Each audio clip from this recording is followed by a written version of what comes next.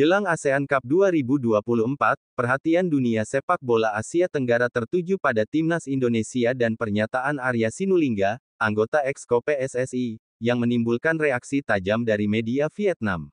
Dalam konferensi pers Garuda ID pada Kamis, tanggal 24 Oktober tahun 2024, Arya menyatakan bahwa PSSI belum menetapkan target spesifik untuk tim di turnamen yang dulunya dikenal sebagai Piala AFF. Targetnya belum ada, belum diberitahu, ucap Arya, mengungkapkan ketidakpastian yang menggelayuti langkah Garuda di ajang bergengsi ini. Namun, pernyataan tersebut tidak diterima dengan baik oleh media Vietnam, yang dengan cepat melontarkan ejekan dan menilai bahwa PSSI menunjukkan ketidakberanian dalam menargetkan gelar juara. Media Vietnam seperti Soha.ven langsung menyimpulkan bahwa ketidakpastian ini mencerminkan kelemahan timnas Indonesia, terutama dengan prediksi bahwa skuad Garuda tidak akan diperkuat oleh banyak pemain naturalisasi. Indonesia tidak berani targetkan juara Piala AFF 2024, tulis mereka, merujuk pada fakta bahwa tanpa dukungan 13 pemain naturalisasi, timnas Indonesia dianggap tidak memiliki kekuatan yang cukup untuk bersaing.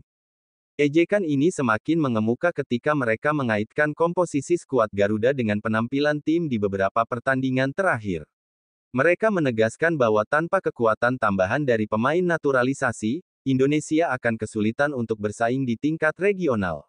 Timnas Indonesia sebenarnya hanya tim lemah tanpa 13 pemain naturalisasi, tambah mereka.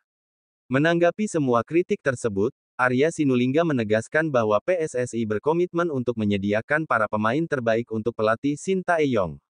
Namun, ia juga menekankan bahwa pemilihan pemain sepenuhnya merupakan hak prerogatif pelatih, dan PSSI tidak akan mengintervensi keputusan tersebut. PSSI menyediakan pemain-pemainnya, silakan pelatih memilih mana yang dia mau. Pemilihan tetap ada kewenangannya di Shin Tae-yong, ujarnya. Di sisi lain, meskipun tidak dapat memberikan jaminan pasti mengenai kehadiran pemain abroad, PSSI berusaha semaksimal mungkin agar para pemain tersebut dapat bergabung. Kehadiran pemain abroad di skuad timnas Indonesia disesuaikan dengan kebutuhan Shin Tae-yong, jelas Arya, menekankan bahwa pemilihan pemain akan dilakukan secara hati-hati dan berdasarkan permintaan pelatih. Kondisi ini menciptakan dinamika menarik menjelang Piala AFF, di mana komposisi akhir timnas Indonesia masih menjadi teka-teki. Apakah timnas Indonesia akan dipenuhi oleh pemain muda dari Liga 1 ataukah ada kejutan dengan kehadiran pemain keturunan yang berpengalaman di luar negeri? Dengan sorotan tajam dari media Vietnam dan ekspektasi tinggi dari penggemar sepak bola di tanah air, timnas Indonesia diharapkan dapat menjawab tantangan ini dengan keberanian dan persiapan matang.